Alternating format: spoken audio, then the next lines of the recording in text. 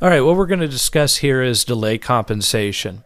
Delay compensation is the computer, when we have multiple plugins running, has to give DSP power. And if each track has a different plugin or no plugin, each one of them is pulling a different amount of DSP, digital signal processing power.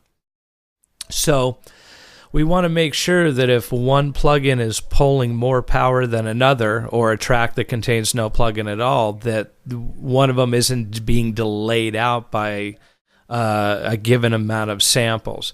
This can change the feel of how a musician played something, or even cause a little bit of phase issue.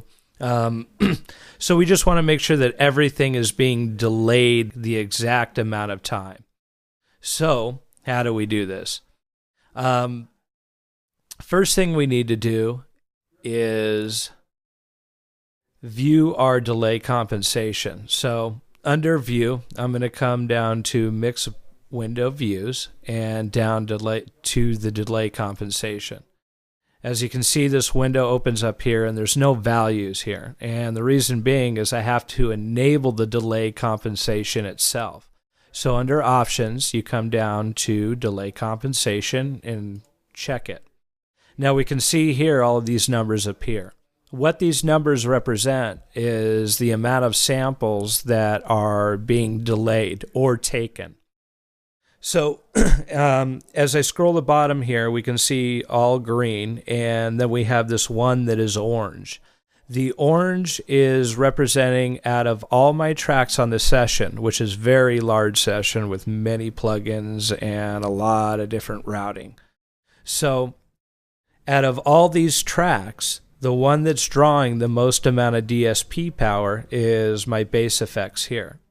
So it is pulling 133 samples. And as you can see, the other tracks are being delayed by that exact amount, 133 samples. Unless the track itself is, if we go scroll down here, we can look at here, 65 and 68.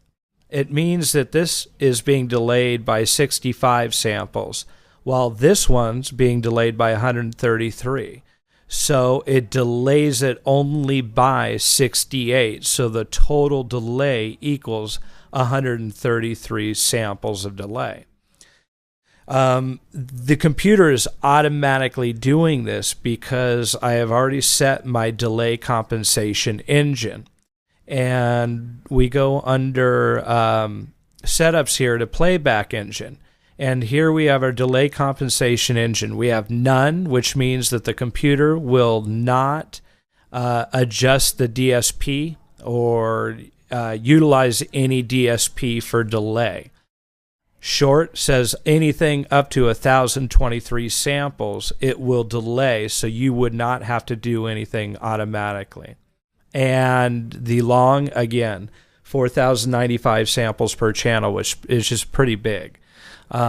If you have some really high taxing sessions or a lot of plugins going on, or even if you have an older computer with not a lot of RAM. Luckily, I've got a good processor and I'm loaded up with RAM.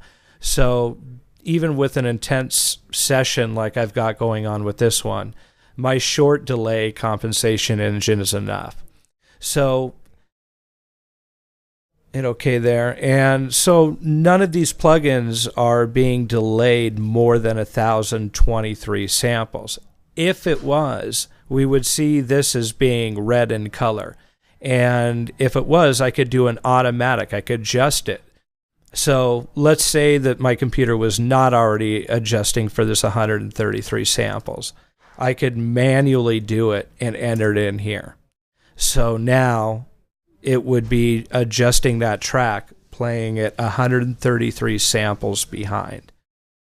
But since the computer is automatically doing it, I'll keep it the same.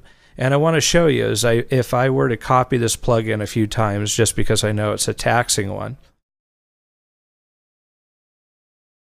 we can see now that I'm up to 399 samples and everything's been adjusted accordingly. Everything's being delayed 399 samples, and the one that was being adjusted by 65 is now 334 for a total of 399. So it's nice once we have this set up that we really don't have to think about it. But once you get into that mixing process, you definitely want to have this set up, even if you've got a very extremely fast computer. At least have the short set so that you make sure you're not going to run into any of those issues.